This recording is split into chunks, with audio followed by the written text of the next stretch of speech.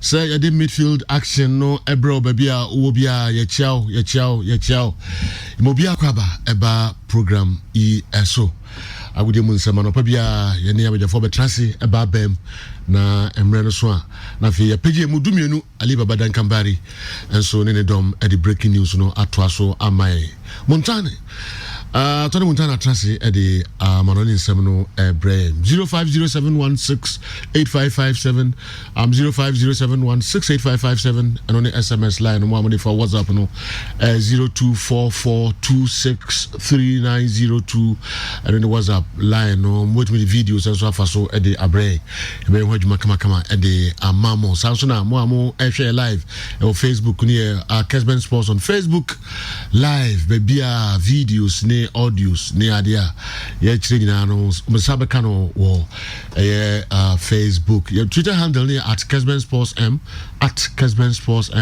with my live or Twitter twitter.com/Kessben TV so after bit my download to Kessben FM app no our Play Store that was with my sharing and I will tell live baby I will be chi eba midfield action Thursday edition Champions League games koso enra Manchester United only gonna social say dear pa enomo no nsmp say na kukudam legends no omo describe Manchester team no and the course no mpanifo outdoor players outdoor small money to dwa nyina no ye de hunsem ebebremo Chelsea nsemo ho Tony Atrase e de nyina enso ebebreye sanso na ebeko Paris Masters tennis akensi ekoso ewo France mem dey na ekoso nyina obobwa no e di ebremodu stage be hifo na qualify do that stage no nyina no hunsensem Tony abwa no e di ebre and the Europa League games and so ho Thursday night football for no omso de beba din and so ho ye ba Africa na Zamalek abomode etimi ayi Raja Casablanca every I can see we say akwakoye Zamalek and Ali November 27th big game and some kitwa CAF Champions League the chat for we any other stories na Tony abwabwano e de breye Tony awadwina nyamiadum say the way ohune me mawa kwan na ka kire Joyce say ade de ben na waye ho anopai udi nkan didie nkan ka da udi ye no ansana de sie me ban tofa montofa ano didie yententem tab no midi rice yeah ama rice ni bi pachai any egg any mako pachai ade ma fine uwie na me pie me sa me hu se fufu Tony fufu ni abunabunu any muramu na me sense wani eno akabu na your breakfast and pay na o de no so gugu ai maybe when we for so all right na so nesresa sa collaboration ke to so dan ka mani beje ho sa collabo no main artist no main artist no eno han say mesra no baby obi a main artist no omobody say oye track bi obe feature me na say the chew so koto you me we are selam ni steady pakro baby obi ana aya they do so too much ohukimi o de meyenko onya fele bia ohukimi say ya on feature me na collabo with the more Tony Tony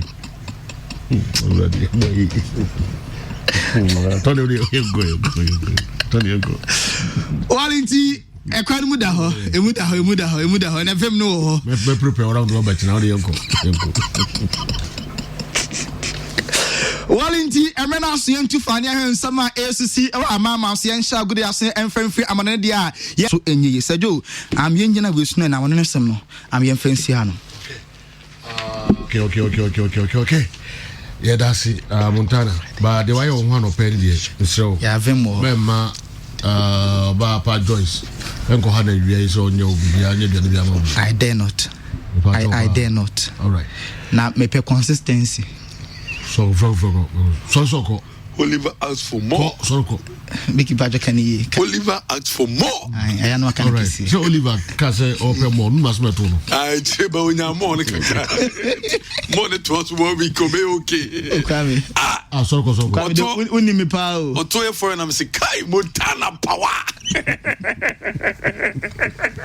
We go to years because we did here. Power pie. Malcolm, Black Friday, and Omodiaba. Malcolm. Huh? Oh yeah. 2 minutes. Oh yeah, maybe okay.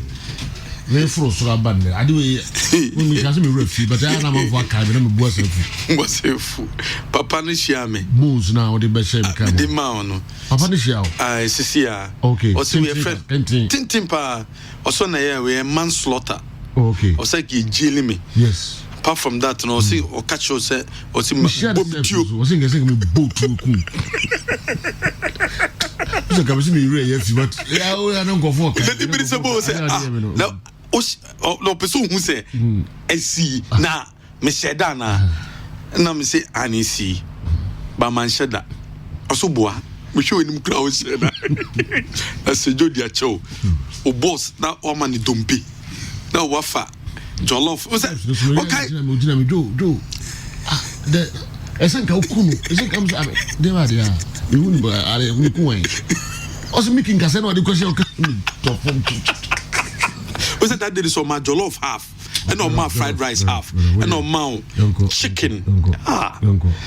Now, Malcolm, Black Friday. Mother, who's over Mawariache?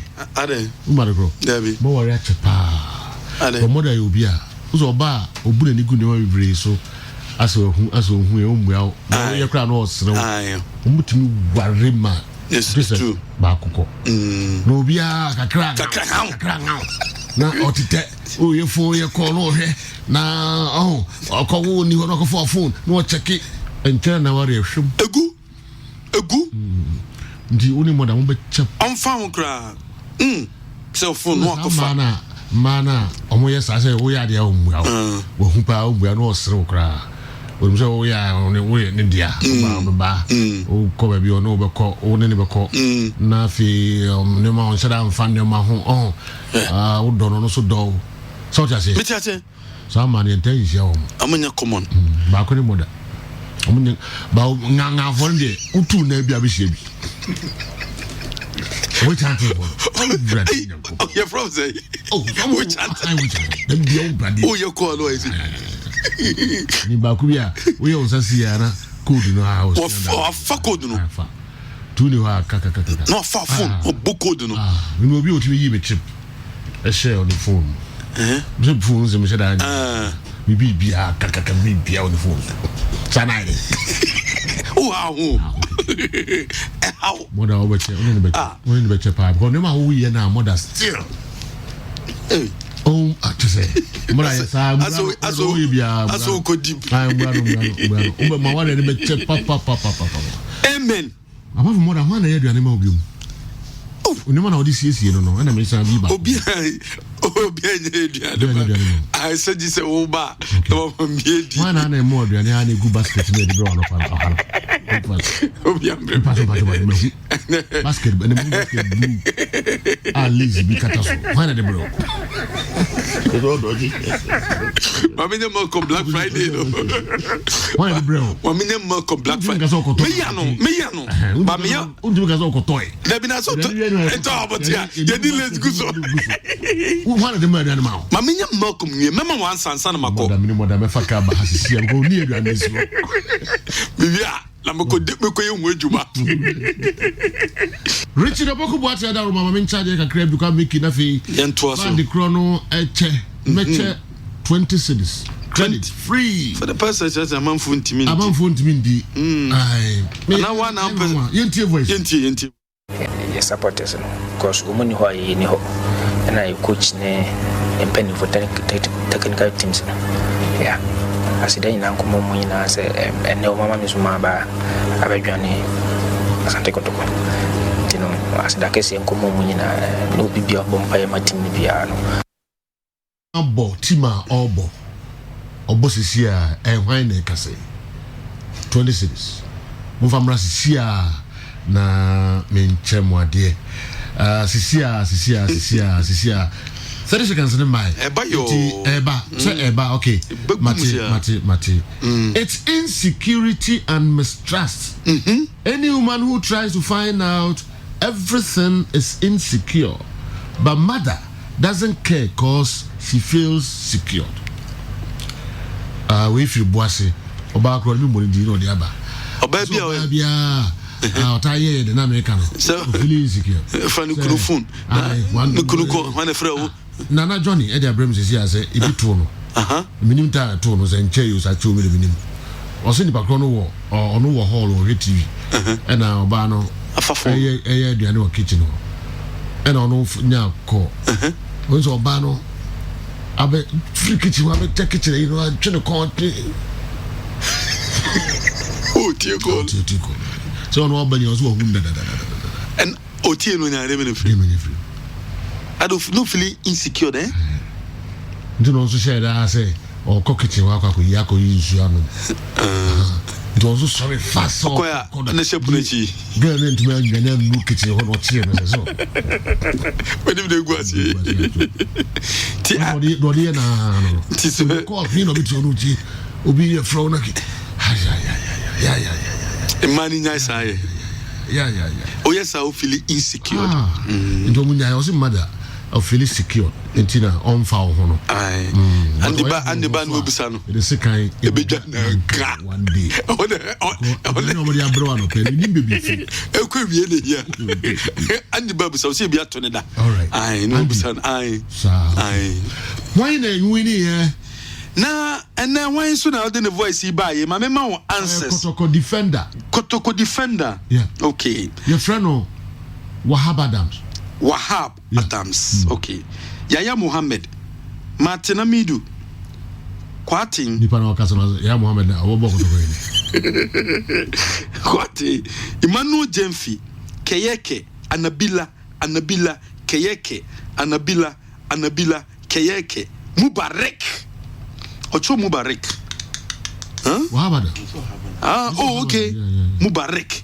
Apple. Emmanuel Keyeke. I'm a castmate. Happy Mattis. So the 20 day boom. Didn't be in Joe. Hey. Oh. Wahab Adams. Yeah, I feel be said yeah. Oh, David. Oh. You know, but I say, I say yes. We need to know me. Oh, and I'm music no, you Ronaldo have music but okay. Tony, young people from Ram, why? So, and now be a winner, and this will be a winning penisa. And now, guy, my China 10. No, I don't call the ballet. I say, Good morning, Mr. Joe. My Joe, you are live and airborne in Somanya. Wow. I love your show. I'm Dapa Yadasi. Me share Facebook messages in the Kakra. Kwame Sako, they're watching you live from New York City, Bronx. You know, Papa no. Greetings to my friends at Adum, especially Desmond and Prince. And Kwame Sako there. Yansha Oyibo Boatin, Achumani Rebehi, watching you live. Hi, Sergio, wishing my darling club Kumasi Asante Kotoko all the best in the preparations towards the upcoming GPL and CAF Champions League. Fabulous, the best. Greetings, Honorable Ajay Anshere MP Achumangwabieja South and Dr. Kinsley Nyako, incoming MP Kwadaso. Young Stout Clushin. We have a good morning, Sergio. Live from Tema. Wow. Yame Ebwa. Memendambu Tema. My regards to my lovely mom, Ariba of Adansi Akokere. It's your lovely son, Papaya, aka Young Clushin. Oh dear, I don't know. Kwame Sako, the message, you know, watching you live from New York City. Bronze. Oh, Uzu bronze, okay? Glory, Manchester United. Better luck next time. Kwame Sako the Bronze City. New York City Bronze. Nana Poku Dieni. Sergio, from form of your life. Manchester United. Form of their lives, Manchester United. They should up their game. Because statistics don't favor Manchester United. Watching you live from Italy. Nana Poku Yadamasepa Mama Subebrebe Ana Mutie Namosha Kessben television live baby. Muhammad Ibrahim Al Hassan. Good morning Kessben transmitter. We thank God. God bless us. Okay, Edosu. I wish you all the best. Regards. Keep the fire burning. And better healthy lifestyle. Prosperous long journey. Boga Imansu Dieni. Good morning, Joe. Some of the Kumasi presenters talk too much. They are destroying the brand of Kumasi Asante Kotoko. Ima from East Legon, American House. Ima Odiano Boga Ima Yate Yadasi. Good morning, sir. You're listening live at Goka, Ewa German North District, Bono Region. Love your show. Original Imadiano. Tommy, Emmanuel, first time posting. Osajifo, Travet, United all the way. Rav Shinto, Diana Misaka Sisi Asejo, you and your amazing team, Edward Monday has more clean sheets, 6 than Abonkele Manchester United have this season in all competitions. 4. Okay. From Ralph Shinto, Salt Pond. Osma for Oscar. Good morning, Joe. I'm Oscar from Boma. It's another clean sheet for Chelsea. Greetings to all Asante Kotoko fans and my pastor Simon Bilafo. I'm Waku Solomon. I really love Kessben Sports. Yedamasi. Mamemra Swansi, Kumasi Swansi, Naminko Abdul Hamid Ho. Good morning, Sergio. Today is not a Friday, but please let Achia or Franco Naro help me with this. I want to know the situation with the technical Tachiman 11 Wonders Club official who bribed the referee. Okay, has he also been suspended?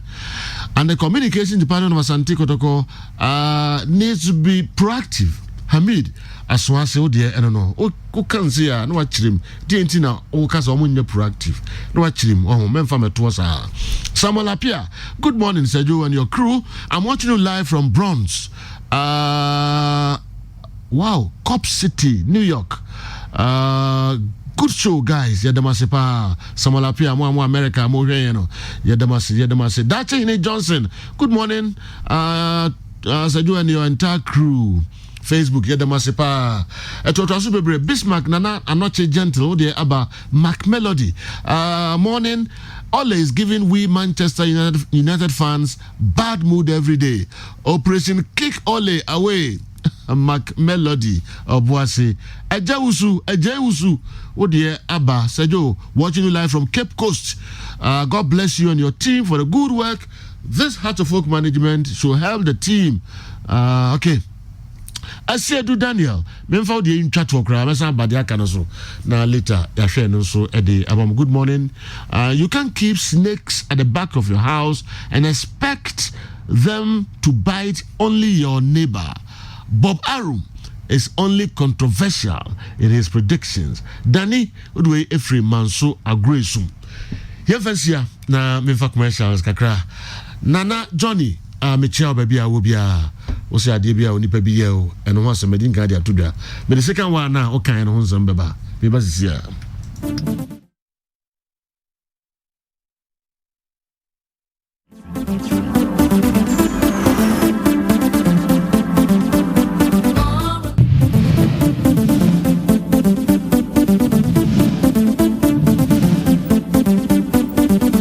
Sana bonu shaye. I did when they. Otiwana da ni mvre ya se na be fi.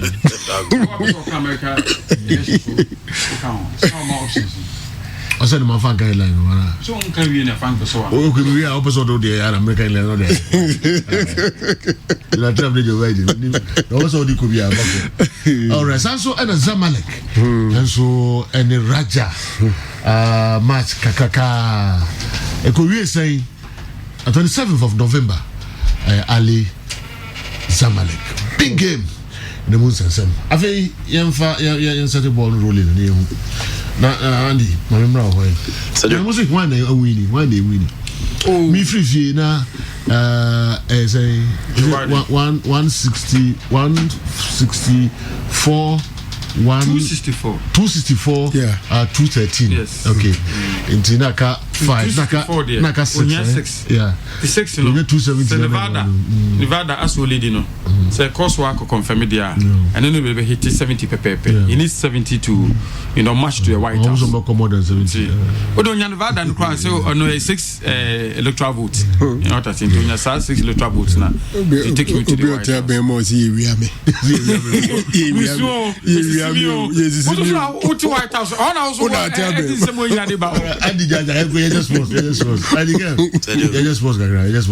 okay in America give you about what they supposed okay so for intro every video no be one phone so okay trunk one Sadio ka see the announce what side or not money Donald Trump in akasa Sadio eno abema lango share go ni ma Raja Casablanca no he was coming to Barcelona who was Pep Guardiola go to Milan Carlo Ancelotti ba no ehwan Mazi Allegri ba no ehwan they give opportunity to coaches and they flourish so coaches are made in Barcelona and then AC Milan at Chelsea at Manchester United the story is different. Dortmund is on your elite team. Dortmund no sir why na coach you Oba Liverpool my club yeah a club so me question when you see and I'm in the man to ask me say elite team should be coached by elite coaches. I don't understand why okay in the Dortmund elite team no an elite team yes. okay in the Dortmund our friends say club Oba Liverpool no elite coach he wasn't no elite no man performance so performance is different from being an elite coach. But on your elite coach, coach is your grace. No, so he come to the party now.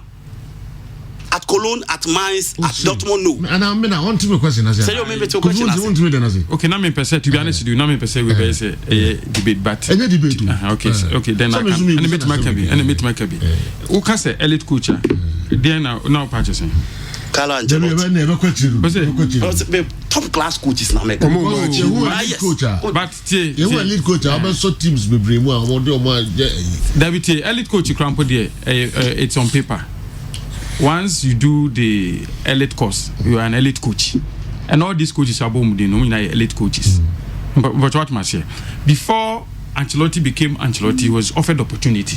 Before Pep Guardiola, your discretion as elite coaching, he was given opportunity from Barcelona B. He had not coached any top team before, and a man Barcelona, he excelled. What I say? Now, if you ask even me, who was against Mikel Arteta, Arteta's performing at Arsenal. His opportunities are now grabbing to get there.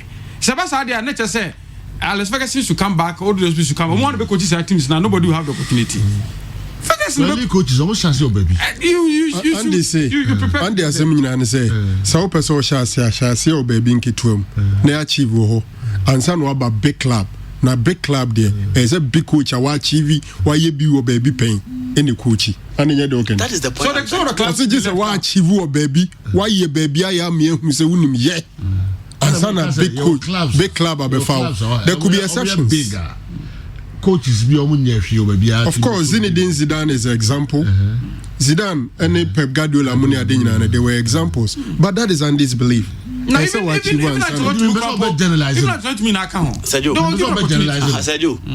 teams.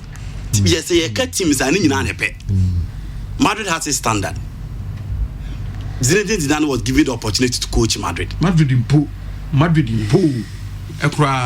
They gave Zinedine Zidane, who had not coached any proper team before, the opportunity to coach them. Silvio De Banz and why assistant to Ancelotti. He had never coached any proper team in the world before, but he was offered opportunity. How much more? Luis Canija was given. There are teams almost offer opportunities. Obo Milan, Tamarigo Sachi Ba Milan. I don't know why. Yeah, but don't add Arsenal. So because Arsenal is one team that offers opportunity. Fine. If you are talking about that, fine. If you are talking about and Manchester Arsenal Wenger about Arsenal, not in Japan. in fact, you are from France or Japan, and I'm from Japan. But people say, who is Arsene Wenger? Arsene who? But the rest is history. On your basis of elitism, okay. Sergio. Yeah. What is happening? What is happening in Juventus? They want to win the Champions League and they employ Pirlo and then sorry, you won't win it. Because you will be on pay so much money to coach. No, Sergio. I'm saying that. All the unknown coaches. Sergio and Ubisa. I say Barcelona. Because Pele example, okay. A same as Zidane, chance at Madrid. The same. Me say Pele as my okay. This is a legend of the club. And Mama chance at Juve. Clearly, it be a Juve for her. Chance at Real Madrid Dima Zinedine Zidane or Barca Guardiola Luis Enrique Mo and probably same thing and a Chelsea Diama Frank Lampard same thing and it be a Man U Ediama Oli and individuals no more performance they may succeed they might not succeed what the supposedly elite coaches are almost baby I could feel it big time but I thought he was sacked. The difference is the difference is that Zidane now move on the players now more say more opportunity at Juventus. These were students of the Juventus School of Football. You check almost set up the number of coaches that they produced within the rank from 1997, 1996, 1995. Side Juve team. And the coaches are and as a players almost far the Juventus School of Football. They first said in that particular field. Talk of Antonio Conte, Zinedine Zidane, and you are even talking Pirlo of now. And the teams Libu and teams Libu that is their plan. Okay. But said Franco baby Manchester United is here Mujine. You want to win Loris. Ole Gunnar Solskjaer cannot give you that. United have brought in Louis Van Gaal,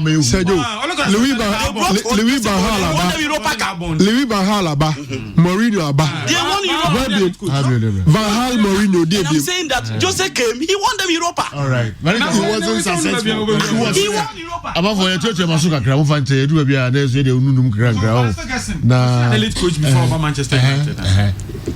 Alex Ferguson was nobody. Sergio, more desire someone take me as well. Yes. No, but say we must subject.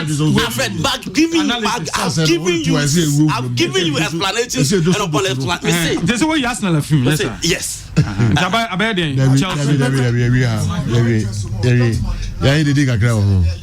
Young Marita so yes. Okay, into Marita. Timo consistently they be all Europe. German league. Yeah, about Champions League final. Elite club. Also on can elite clubs. Germany only one elite club though. Also on can elite clubs. So Germany only one elite club though. But that one elite club. As some so do but there should be measurement. And then I do the measure criteria. Kofi Uncle. Maria, Sergio. So much and yes, we will be. And then I because Thiago Silva they know the buy and one fast as he will remove. Thiago Silva ko so ko to do back o nya no. I go fast as he will remove. Oh, Silva no ball. Yeah, Bobo. KB wa cha get pamano. Bobo. Obey exposing no.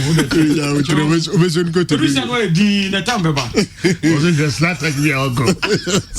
So we say am here no. Who jam ya na my di. Mama be 6-7 on this. Yeah, Sergio, this season a bit tough. Barcelona be drew even quarter final. About me one pa in the Champions League. Quarter final. Ni nyina mu no Chelsea winning 3-0 and then 3-0 with clean sheet.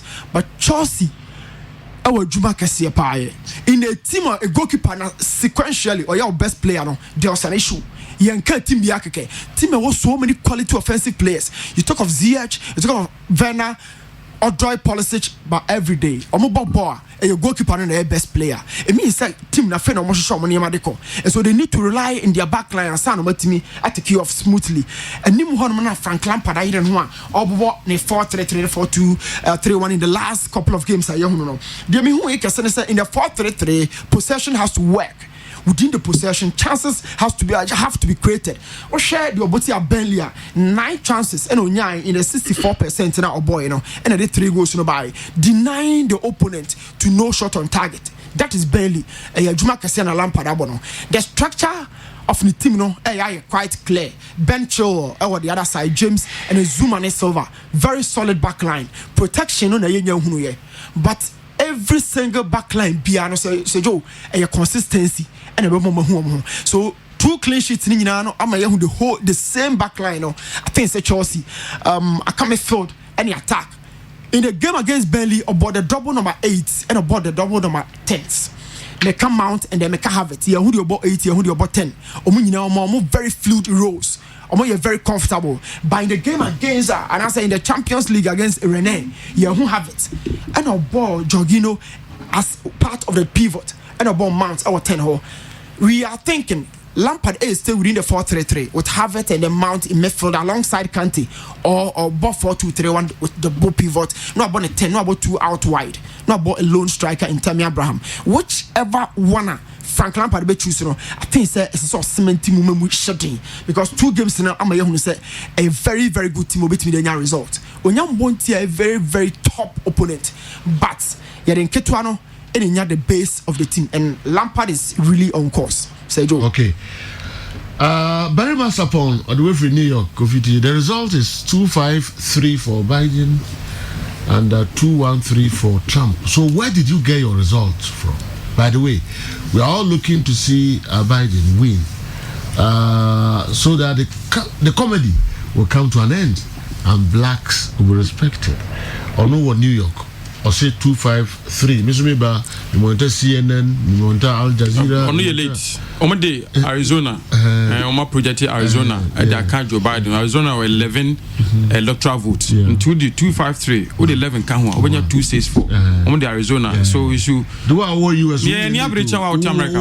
Because there's so Trump. Yeah, power. Yeah, near British out. The cost of country now. Yeah, for commercials and Caribbean, but no, come make yourself the local stories no ever. But Sergio, yeah, I'm right. Raja Kasaman. Yes. I think the Andy Rem. Yeah, Rem Kakrebi. Clearly, na Raja for Togusu. Because we have a situation on the buy now there was almost impossible for them to come beat Zamalek. Maybe attention all Egyptian or all Cairo final na ebebasono and the can train countries be brea the same club from the same country. This time around quite a I said Real Madrid, Atletico Madrid, the same city. We want to say Kotokone has the it may show as the days build up no ebinya bre me problem kakra bi there ba kwa me enra many call umpire Chelsea ni rain game no. First of all, I looked at the 2 goalkeepers. Says Senegal national team goalkeepers number 1 and number 2 any Jira Park and so say Abrantia Eduardo Mendy on another man just some 6 weeks ago. He was their teammate into a point and young was basically everybody Eba Bechiano and a Chelsea Kofano Chelsea Fana and Omusuko Sporting Dijon Eko Kofa Gomez Edenebaye. So Senegal national team goalkeepers no number 1 Gomez and number 2 Eduardo Mendy and another post no Chelsea and Rene in the Champions League game. Extremely historic. It is not Chicas and the Yemen and community. I Ghana for Kabako Kranye Ghana ni. So you at this stage because my home in person. Because my home in person. So you are there Bakwa. President the China some time ago. Now Chelsea Bobo we are the Yemen and got Drogba.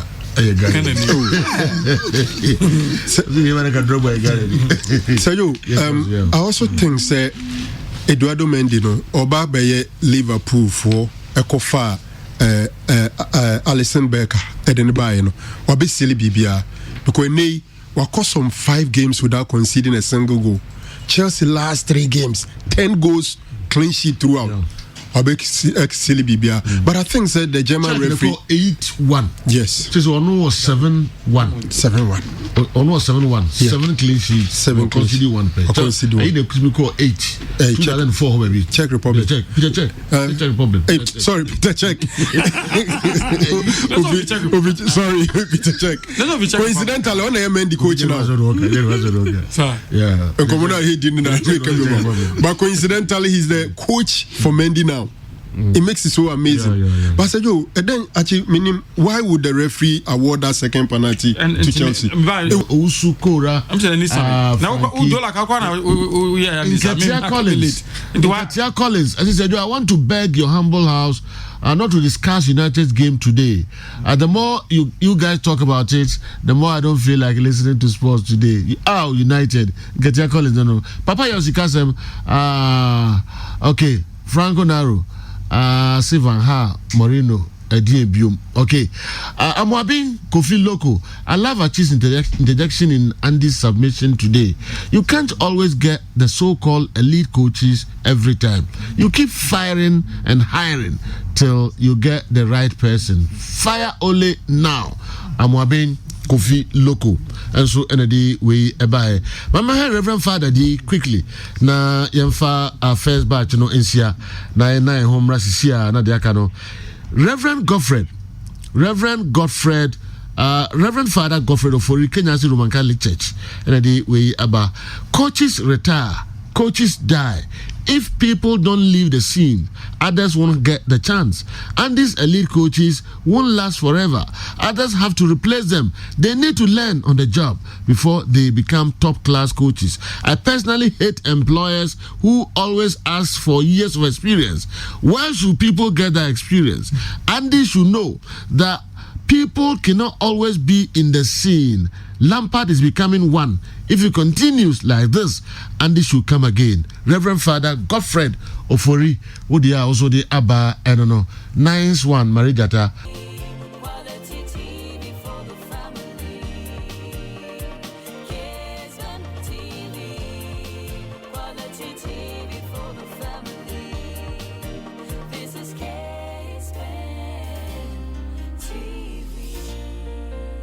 Kessben TV on your TV DJ box. Scan now. Yo, about the back up on Sima Adiono Bako, Yemfa local source number 2010 and Mama Usha Kessben television, Sanso and UTA Kessben 93.3. Ongoing Galka Congress, din. So, when you say Ekoso? Yeah. Yeah. Now, I'm told that the GFA President Keto Kreku just delivered his speech.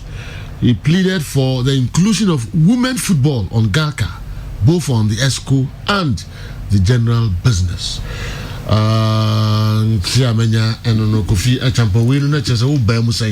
Very important. Yeah. Very important. You know, Galka, Oman say, per Galka constitution, members of Premier League, any Division 1. Yeah.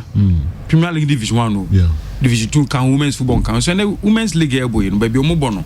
Omo level no Division 1 crowd Ghana. So no, I think that it must be incorporated or inculcated into the GACA system. Not only body no, ne san creative slot. They said the GFA.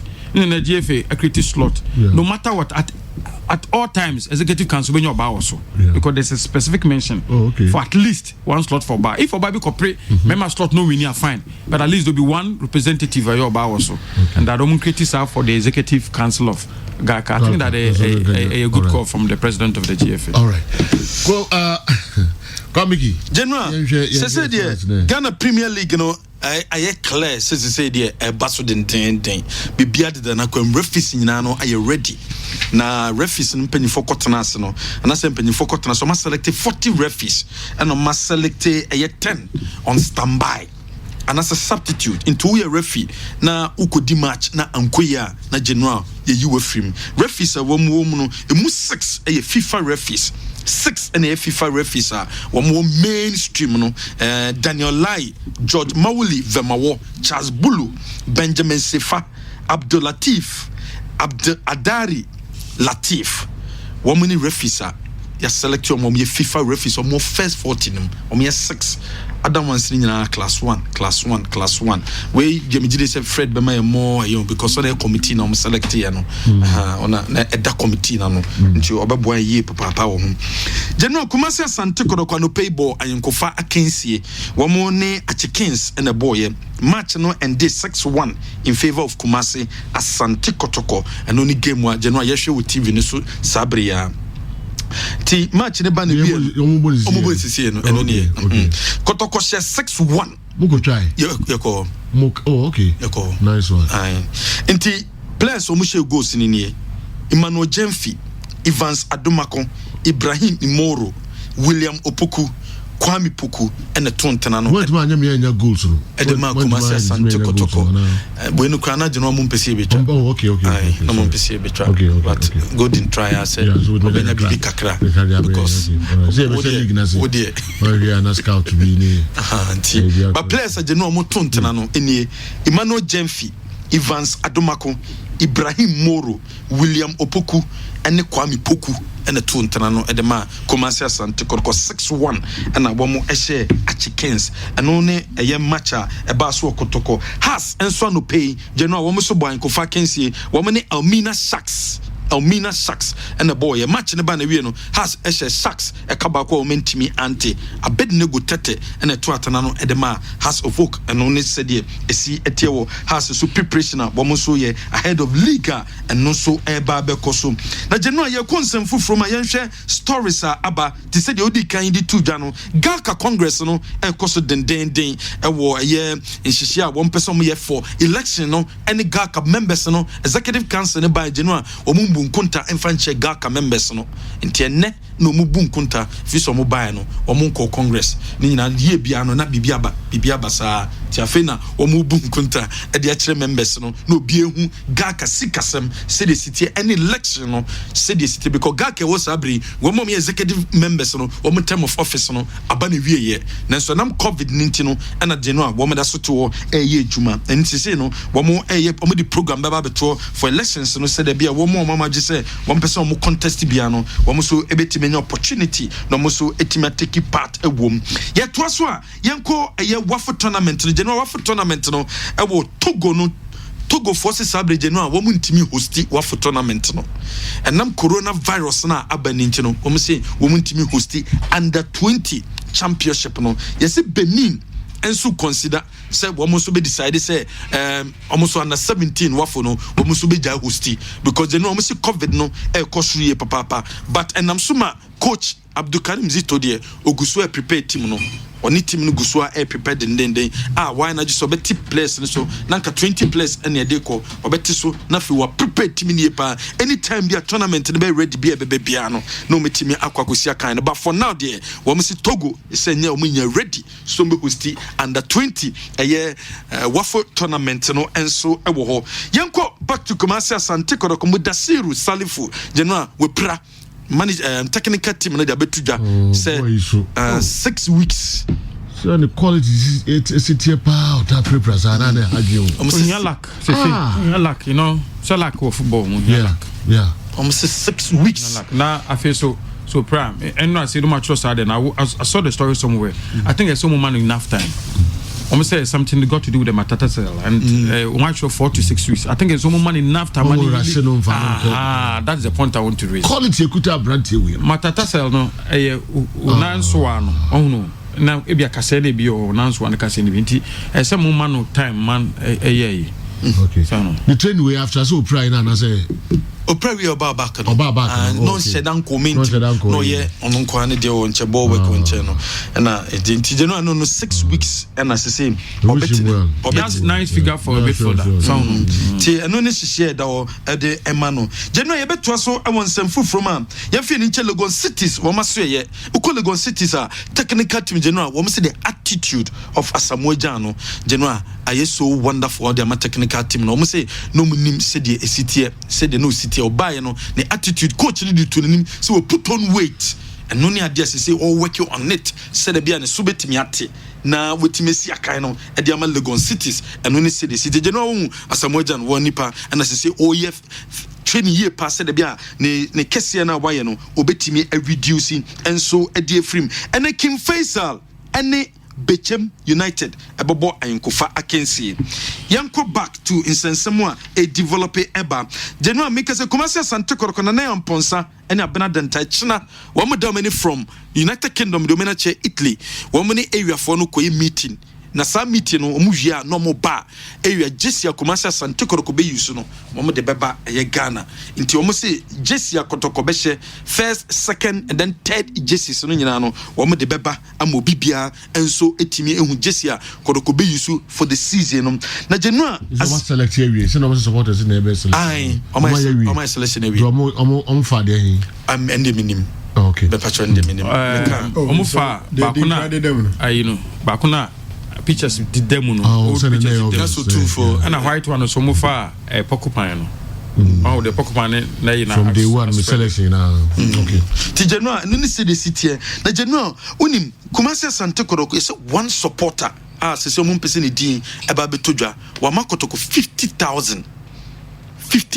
Ghana cedis sika odi makotoko ne say Kotoko for the betodwa say wo mo beye stadium na stadium no stand baby e wo ho a opebia na watuaka wose Kotoko nyanhye stadium na se nanso ono no baabi kitua bi o mede be ma no 50,000 Kotoko nje se sika no no mo fa nya ejuma sa abre ne faso bi bebesu bi Kotoko dia namum o mu si stadium ni wia stand kakra bi o mo fa ne din ento so o mu si stadium stadium na Kotoko be si stadium nti that time no but odi sika ne ma Kotoko this time so mo fa nya ejuma mo fa nya ade said the Bayan for Soba Swama Kotokonimum, a brain drua, or Mumpe baby kitu be no mufani din to say Jola Castan, or what dear contribution kakra, or also a de bois Kumasi Asante Kotoko.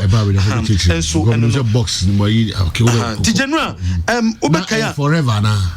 Sister no man, so Omekritistan, Upebia, San almost Omocha minim so much a bois. Man, I'll feel a bit matter a year forever. And to forever, every years. Yes. True story na see but what you say na be make some tell I think 50,000 maybe I quite any say problem go sorry say clear as I discuss you but season ticket holder okay how many seasons the bit my ticket but if you want to contribute here for the two stands Joe it doesn't take 50,000 it takes more than that. Yeah. Not more than that in terms of Skasem Crew, we call a legend or club or no. If you're a former chairman, be a Waji trophy, what you say, and I say, do that to stadium, baby. But for you to pay 50,000, they do not. So I think that maybe for a purpose, other than the work. Okay, this is the Kochiska. General, and only said a city and so. Now, General, me twaso, I want some food from her. Star Life, say Kumasi Asante Kotoko, and no more agreement, no, on metal bus. Edema Kumasi Asante Kotoko omema Kotoko bus to say the has bus no because say Kotoko bus also have in situation no enye situation na papa ye edema Kotoko nti say ometo bus edema Kotoko say management according to me sources omo buy je no must spend almost 16,000 Ghana cedis repair bus na bus number top standard still intimi bus omoto yes bas na Kotoko use nti o ma jatum after accident no motos abas so some 2 years say no start life for ebema Kumasi Asante Kotoko bas e wo ho an agreement no Kotoko ni o ma kasesa abrum hiesika nti first year no o mon kasika ni nyina mbom no mon fama wo Star Life Assurance ajatum so mo beyesa agreement no enso e de ma Kumasi Asante Kotoko so general meeting course between Kotoko ni MTN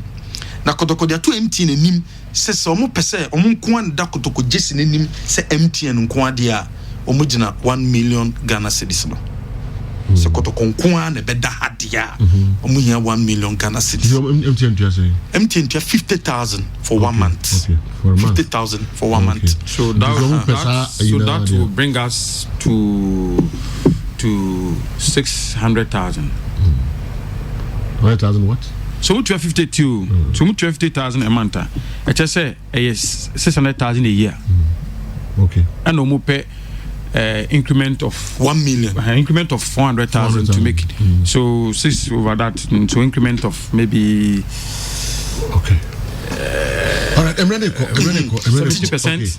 Yeah, true story is happening General and when they say the city or Stephen Pollack or the Kotoko court or say Kotoko accident no asat now sika was say on the sakabino or nyebi on himself contribution by nti why what several letters at the break Kotoko no response nti on the obe sika be Ephraim abra Kumasi be kwa na or the ko court bay ewa brucha na ewa hifa cars football narrow ni papa no traditional court narrow so become meaning so Mabeka's story happening say he's exploiting means of taking Kotoko on. Okay. If I know contact even local lawyers be say omode Kotoko beko because when your compensation bas and so I know team na Kotoko and from so na omu insure bas no and into enya insurance be free bas na no team until these were the things he was contemplating, but I'm not too sure about the current stage or the situation.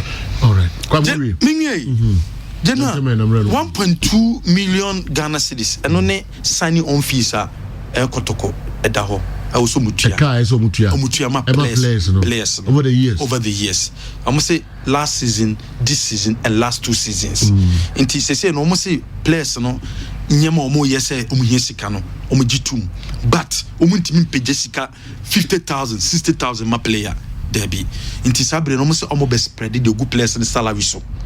So 50,000 no much cheap no there two players in salary so said be ya players in signing on fees e be 2 seasons 3 seasons no o meti ma clean na and so dey free o e dia momo on be chagusu o salary ni so momo no meti metua ne kakra ya doka 1 million okay na itua oka your friend say 5 Ghana it means a bosumbia na 1 million on be chichim na bosumbia na ate 50 Ghana na 50 Ghana yes for ya be 3 years so no so much no compim say 1 million be san compim time contract ni be so bia o contract 2 years almost say bia fan say ma sign contract ma Kotoko say be ka 2 years na ewu in 2 years time no almost dem ka 50,000 to within the 2 years na be wu no ma spread this kind of amount. Okay. Comment on that no we are it's general my main call Ash Code Ash Code so general mat so 30 players and say Ash Code AUC omo game on Sunday against Asukwa Deportivo abra coach of Serbia obekwa go permanent obebabe no team abehwe game ni bi and so adiama Ash Code say there all parks are be match in stadium nyina no general almost spray hu nyina almost protocols are be fame and then we also show pictures where you go this city park no almost spray ho and no almost spray mina sharks for baby o misio makan ni nyina ne hihia general wo mo ye ahead of league na ye ba bebo no general so far kakra and so enra yes ma okay I present this story be them say kakra yan train kakra the whole Kotoko players no agitation sika mo sign on fees mo players be league mo je musika ni blah blah na ba kan no e say train no kakra okay o present na say Ochiano okay ndi my train no kakra nkunu ane mre nti no say me Saturday mfa nkunu is out is story no it's office it's office all right it's in the tier say trust and now presenting say players be esi chinchina yemfo musika momo nyina amfo skani nyina momo ansa mobo no na sa players ne ye Yusuf Alhassan chips are players okay sana mekano and I say a chai the entry okay the tier say enya the players in kwa ena omoka so yemfo players omo yes as yemfo musika momo omo doso okay but the players ni bi wom nti nye akura se nka say you see Valasa chips are players okay players na case invest come on doso I be chips are players okay na hu nya akura se okaka but the thing say I say Kwame Bubo names be coincidentally names no bobo any there no mo your boys are omo ye under Club African Consult but what other players did he mention the other players are also players so why didn't I so chim na bobo we kwano ja umaka bring leaders no crowd a production let's no boy e be ka ho it's good we are doing the correction but we might also be unfair to Kwame because see I me kan ma me nwie na hoso ma there be me na me cover chips are in this and outside or what on so let me finish but do you know what transpired after I understand do you know what transpired after I also understand no me bisakeke no you know what because so he is now giving us story let's listen to him okay and I mean what has been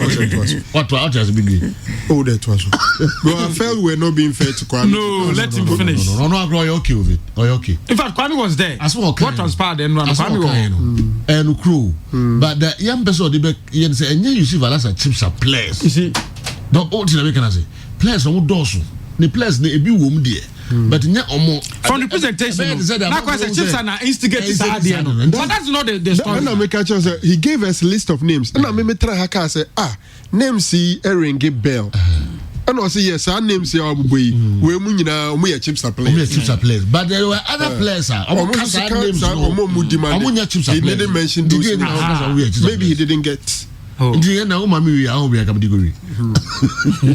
Okay. India to just to create create way say the fact of the matter is that players now because you see Kwame say signing no fee akam be 1.2 million Ghana.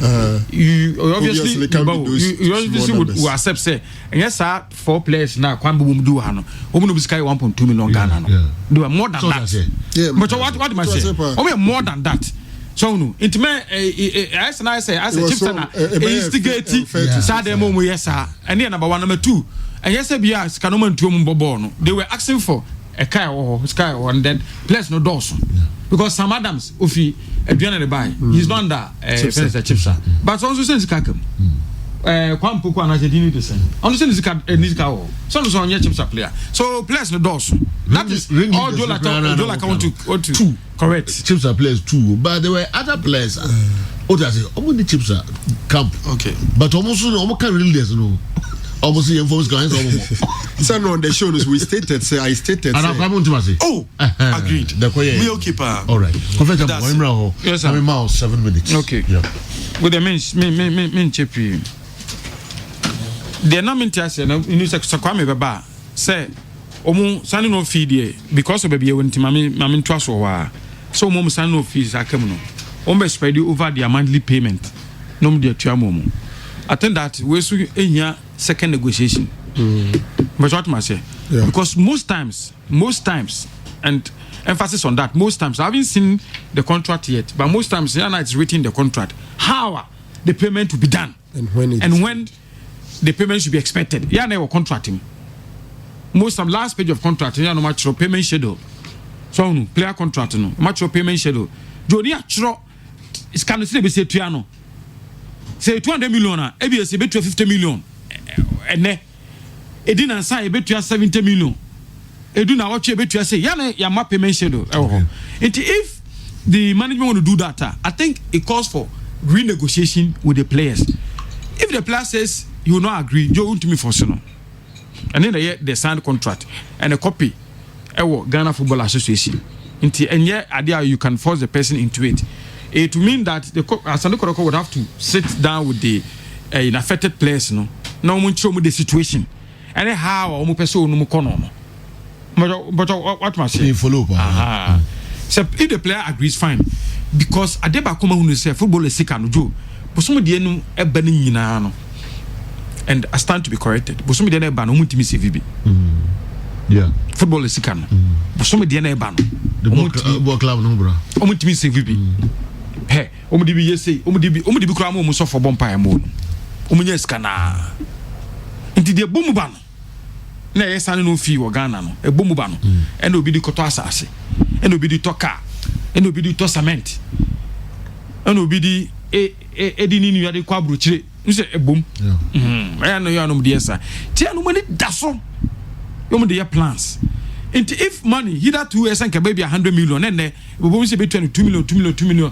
how would you then be successful to try and save size can nyina mana kwesa no e ba sa first of all you are losing value but what I say because so 100 million ne na so 100 million ne 900 million no between 5 million sa akopem e bia next year ska 100 million bet my adia 100 million bet my ne no so to my family kwana me boani nyina no wo de man bia me tiko ekosie wo de man bia me tiko sie e be do time next year na e ba boa no do 100 million no e bia ntimi nye sa de na nkam de 100 million be ye ne no nti the value of the money would depreciate.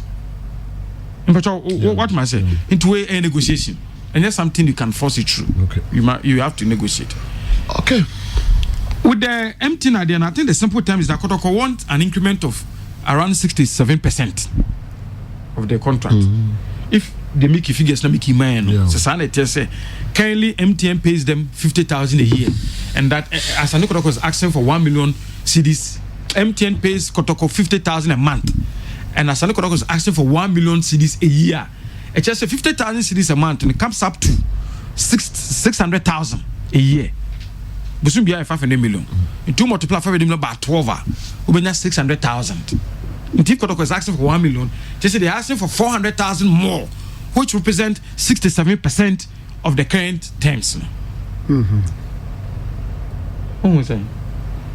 Mathematics. Calculation, what's here now? Mathematics na me. Wonderful. When you're sure, man, and trust the area. Oh, that was, but say 600,000 and open 1 million. Say there 600,000 crab become one. And Kabe 1.2 million. That would be 50%. That would be 100%. That would be 100%. Yes. And how much is being added? 400. Yes. And that's what percentage? 67%. Me a mathematician. Do I I'm checking out bars street say sorry. Sorry, say we just sorry say. So who is the one checking here now? Cause no, maybe best subject. Sorry, who say all the time she to 100%. Yeah. So I thought you did something. It's all right. Simple like the name Nyakaka. Simple like the name Nyakaka. I think that say if as I look at a man bibia and efata. But I'm wondering how you begin, sir, obey initiative, sir, especially we will be now we are working under contract. But what must say? Into the terms of reference in the work contract, whether we know a canwa. But what must say? Okay. Aha, Sika will be the better cotocodie, 77 brothers, and yes, we do need to so send into the team court. So we are aware, say, for donation may bring tears, you will be. And it dear, untimi and no so fan court. Nemo no be out to come when you accident. So no, you can then seek redress. Say accident no nya, and that you feel that the car must be insured. It say we seek BBO. Tell me how he would initiate the legal proceedings with this one. But can I am the check on the condemn no only no fan chain. Okay. If it is car by side, this money is for Stephen Pollack. And a team now farmer, you have every right say if you have a any copra and adding. This is how could Papa chase can say what you are then a but just one of the mission because woman who you be aware who you under contract. Oh no, it becomes a bit complex in terms of how to go about we saying. Okay, I thought I was going to referee and say what do you listen. Say normal thing. Hey, be as the beginning of every season piano.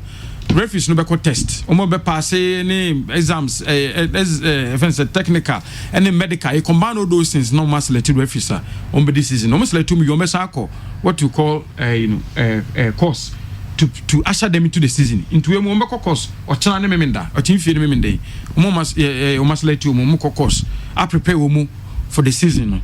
The difference here is that I think there's some extra 10 names and maybe a bit confusing. I say 40 no, the regular people no be 10 no is something we refer no the buffer set of referees or support.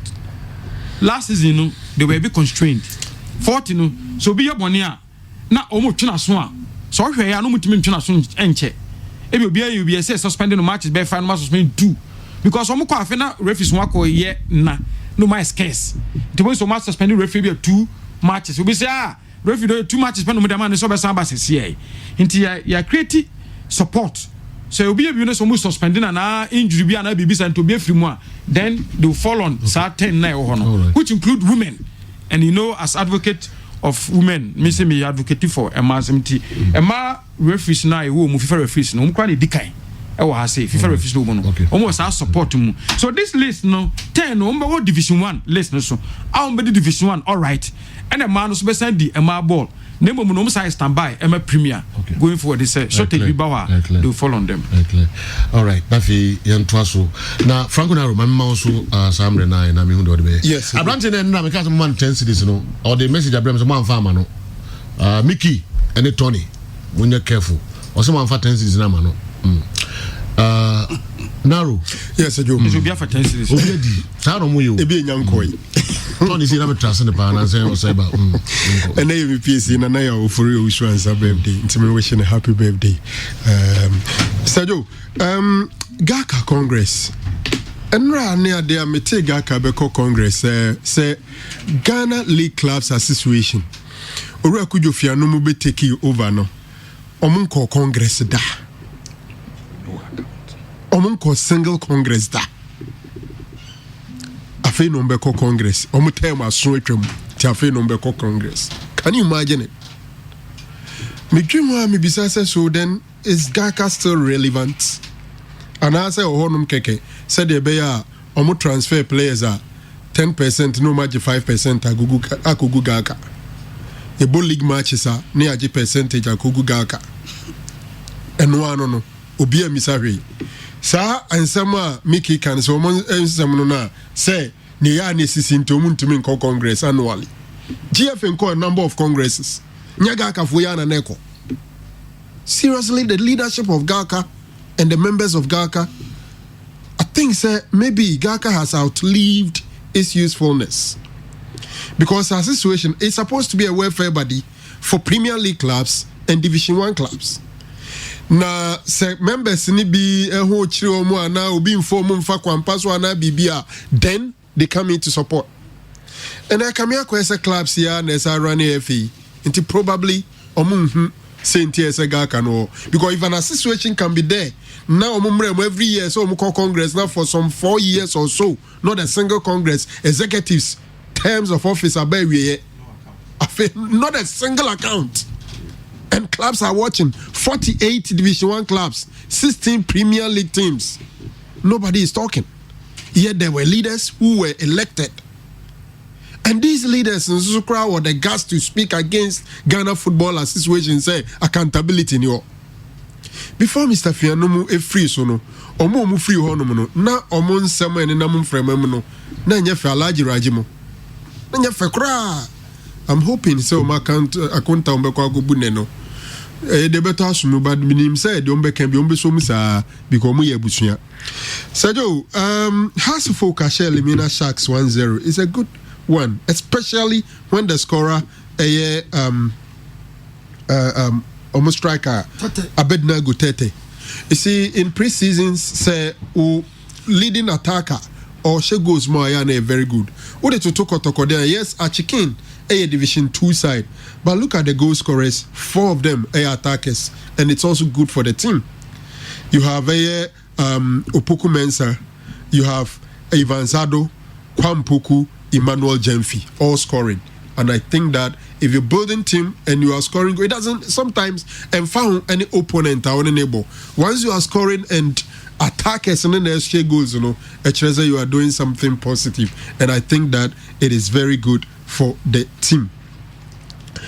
Sergio, sir, me time no enso ya Polak and some no. I met my mom by 2-3 minutes. Yeah, me assure say. Ebi nya time near TSA into your person kokota and as our kokota. I suppose what do you check No, sometimes back. Okay. And me tete, so I decided to ask him. In fact, they say I was trying to establish it, but I think he's offline until maybe I will get details. Because they're not chicken. I'm not too sure his concern is about gift or Mudima team, no. But he felt that as an employee of Asante Kotoko ewo obligations say Basa or the team no team be the call akoniabano. Eso mo ensure bus no.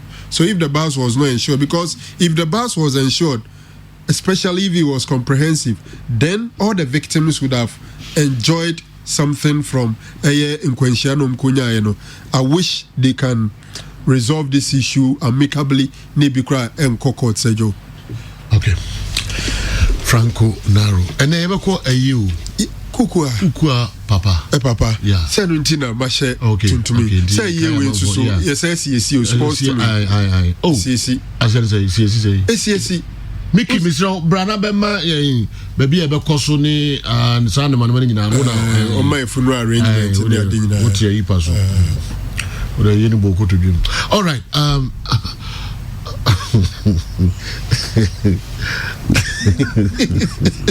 Also me from which I say never know. Andy. We have so Mickey Mouse and Franco Sere. Adi video. That can yana.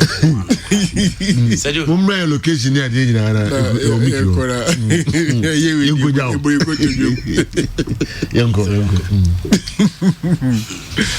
said you na se ran gaka for leaders near mama kuyo fiando and our accountability said you no, you don't even need to ask them to account. The clubs should ask them to account. And for years now, Omo Musai, Ghana the Okokas will be more accounts. One here on any bayaka forever. So you, me first year me share. The Kotoko leaders are doing so well off-field issues, but so bit me and focus no concentrate on the field of player. Just a resource in about parking so. One of the resource neighbor a place. Without the player, there wouldn't be any CEO. There wouldn't be any administrator. There wouldn't be any marketing manager. And he said, "Yo, I was set on penny for no mudi team. No. Find it the better way.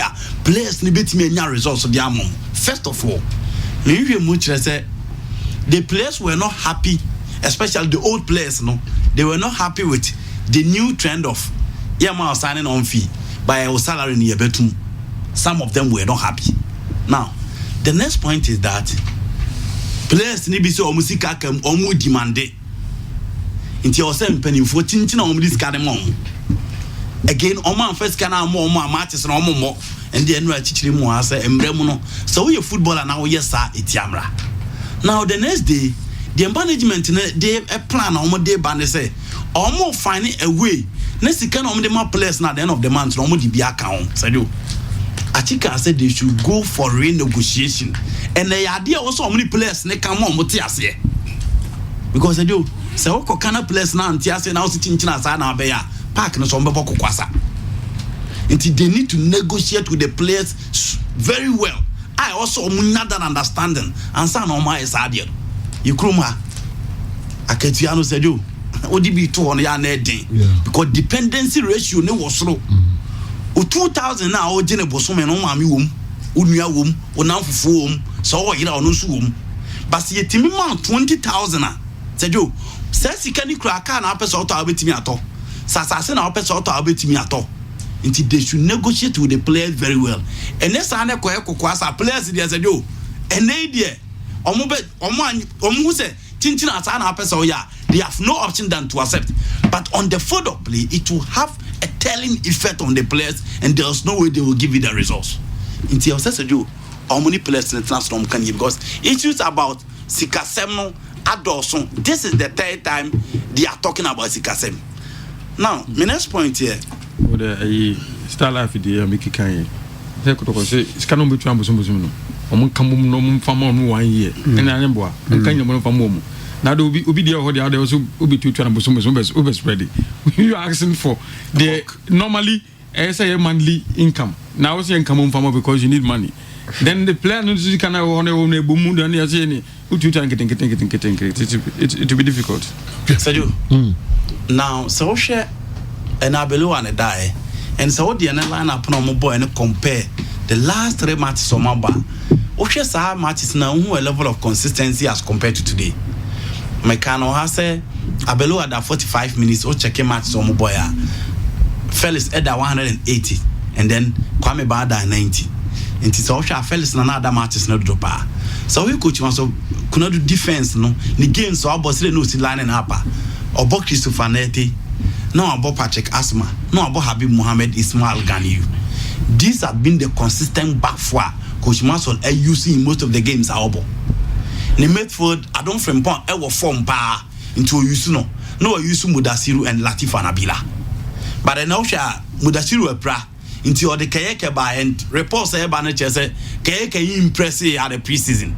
Into the artist says Suru Muninu Neba on the 6.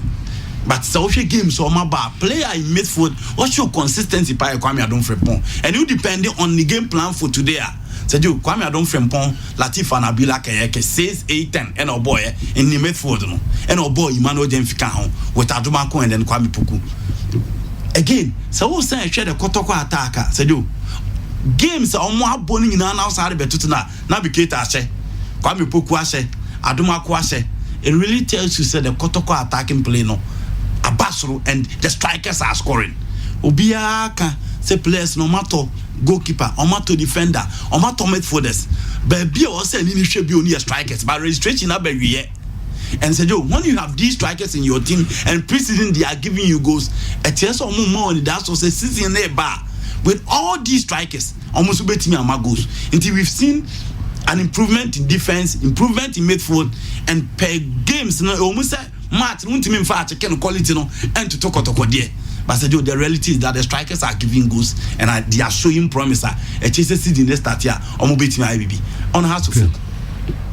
I bet now go tete one player or cast the first of a man because on Zlatan aba and one player only didn't come out that confidence not just say he's one player will be so key to the Heart of Folk Center. In until last minute now asked for a striker and they even asked of Abrante Fene Benjamin Boateng Emma Yemubi catcher say he's a number 10 he's not a number 9 but so in the games about against Dwarfs against Elmina Shaki team as I do almost her teams are pa and they have a very good team. It is on now team room now Chegua and this is not the first goal. On also show consistency to the Heart of Folk setup and say in the absence of Kofi Koji and Joseph Fesono per the preseason he's one player the Heart of Folk supporters and the team as well waiting and rely on him for goals. So Achi should come again. The same player will go outside and make a living with their wages, which is paid weekly. But in Ghana, they can't make a living with monies paid on monthly basis.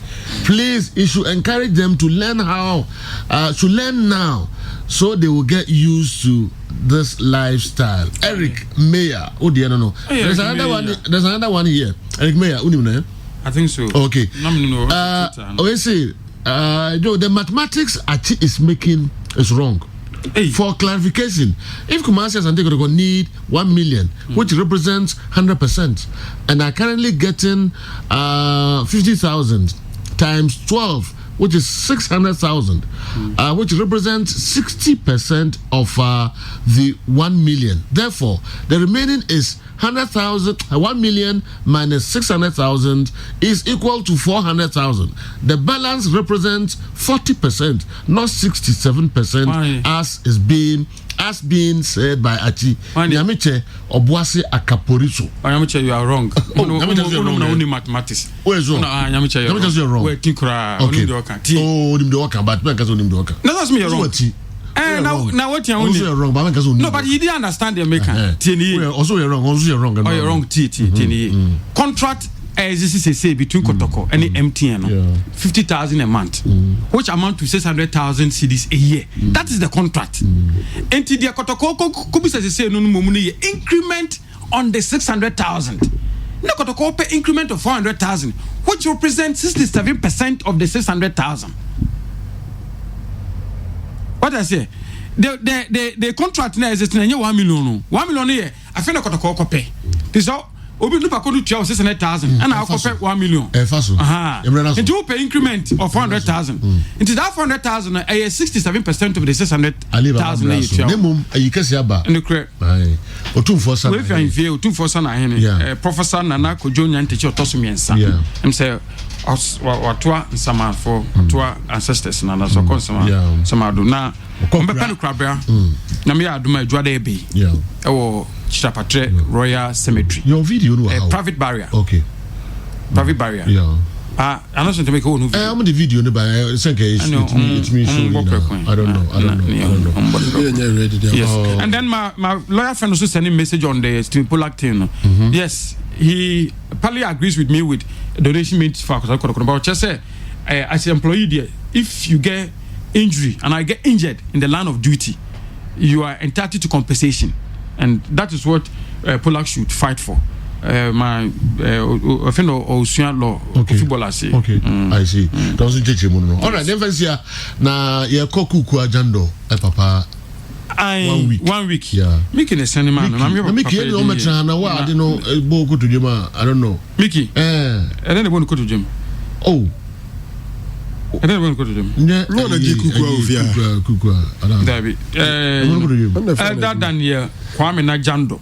and that even na me peda okay na ya wo ya e ko so e Abripo Junction Kokwa School Park okay eben Duco Palace wa nti we start ya na nyumre ya no mo ye na ejiri baya so hwe ejiri no mo makobi okay because fridge ni TV o mabasua akokwa no so papa wa ai baba ya ni ejiri o so fridge ni TV mana toy ekokukwa dem kukwa mana toy ndi kukwa pa we ne bo ji wa so dem om so mkuja waja tum se bon kuto dim moya eu sa no wa sie bi onyanko mo bo a o chira ali baba dan ka ba ni e ba traso de abaye Mickey yeba